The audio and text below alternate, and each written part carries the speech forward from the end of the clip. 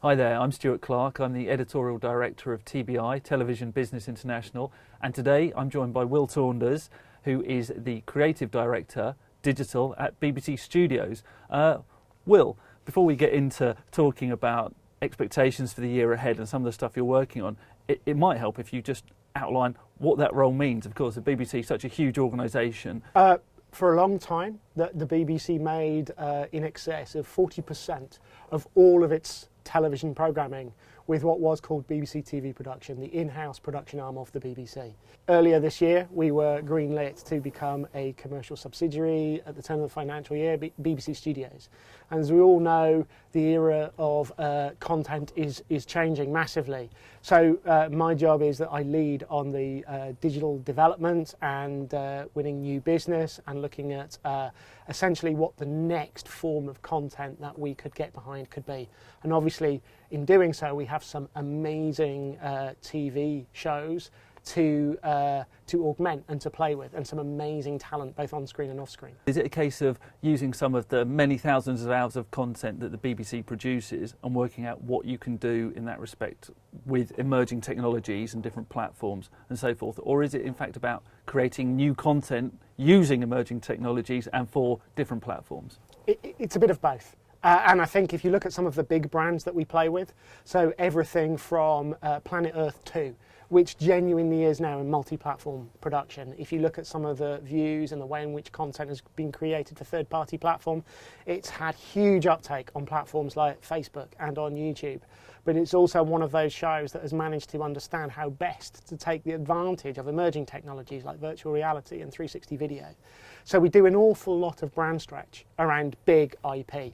And we also look at the next form of IP we could generate from the ground up, that is either new forms of factual storytelling or fiction storytelling. And with the first part of that story, with a Planet Earth or one of these huge franchises, because I guess at the beginning of the sort of digital storytelling era, I guess it was very much bolt-on.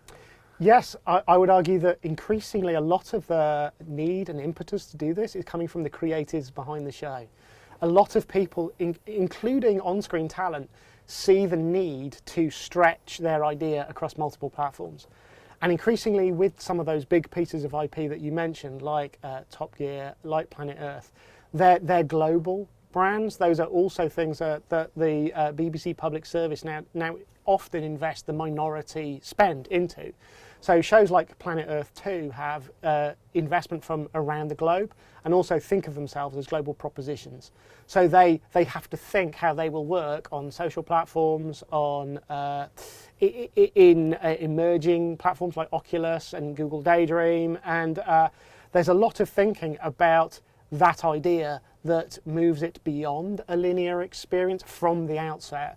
Quite often the challenge is in getting the funding to be able to deliver on that. And as the BBC is a licence fee funded organisation, of course it's BBC Worldwide as the commercial piece as well. But do you, in terms of the funding piece, do you rely on that licence fee pot, or can you go and work with brands, for example, in interesting ways? To a certain extent, you will rely on commissioning to be able to support some of the ambitions that you have in this area, and they're increasingly doing that. We worked with TV commissioning in the autumn of 2016 on a proposition to support a TV season on BBC Two called the Black and British season, to which they commissioned a whole digital raft of projects. But equally, when you have shows that do have global investment, it is possible, often with BBC Worldwide and with other investors, to get additional funding to support digital activity around your show. And Will, if we're talking about working with existing IP and stretching the brand, really are we still talking about ideally driving eyeballs back to some kind of linear broadcast or driving eyeballs back to kind of a TV show? Is it in some senses very clever marketing about stickiness around a brand? It can be something where what you're looking to do is, by saying we invest into a form of digital activity around this, we're looking to drive up the consolidated or on-demand performance of the show. But increasingly that's a very difficult job. People don't naturally want to leave Facebook to go to iPlayer. These are walled gardens. They're kind of carefully gated communities that are kept and designed for you not to leave. So increasingly the thinking isn't just about can you drive on-demand performance. It's very much a case of can you drive awareness or credit back to the organisation so that there's attribution to the BBC or attribution to Planet Earth in an area where quite often you'll find an audience might not come to it on television. Are there things you can do and experiment with that a purely commercial organisation might not be able to do? I think the BBC is in a ridiculously fortunate position in order to have what you call creative risk capital. It really is, in the UK, the place where you should expect to see innovation that takes you into areas where possibly other broadcasters might not be able to go yet. Because the ROI isn't necessarily a monetary value.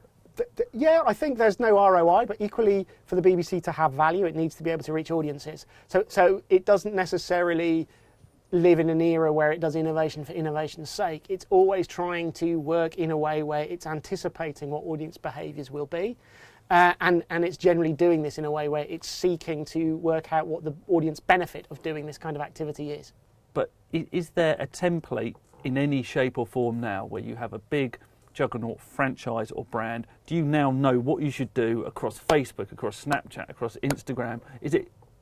Are we at a stage yet where there are certain things you would do at a certain stage, or is it purely case by case? It varies very much from IP to IP and brand to brand.